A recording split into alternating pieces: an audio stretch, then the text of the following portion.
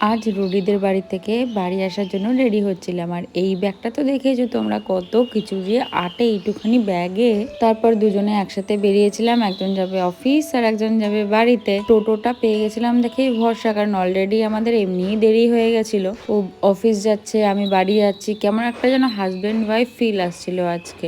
দেন বিকেল বেলাতে বাড়ি পৌঁছে দেখি মা আমার জন্য খাবার প্রিপেয়ার করছে, যেহেতু নিরামিষ ছিল সেই জন্য বড়া টড়া দিয়ে খেতে আমি একটু ভালোই বাসি, সেটা তো তোমরা জানোই। তারপরে ঘরে এসে দেখি এত সুন্দর একদম তাজা তাজা ফুল তুলে রেখেছে মা। আর আজকে বাবার গার্ডেনিং ডে, তাই জন্য আজকে বাবা সমস্ত গার্ডেন ঠিকঠাক করার পালা, একদম নিজে হাতে লোক লাগিয়ে সবকিছু করে পরিচর্যা করে। এত বড় গার্ডেনটা আমাদের পরিচর্যা না করলে কি কোনো কিছু ঠিক থাকে বলো? বাবার গার্ডেনিংটা একটা আলাদাই শখ আর একটা ভালোবাসা বলতে পারো। তারপরে মা ডাকাডাকি করলো আর আমি বসলাম খেতে, আর এই বড়া দিয়ে আজকে আমার লাঞ্চ বলতে পারো, সন্ধেবেলা সেটা শেষ করলাম। আজ রুডিদের বাড়ি থেকে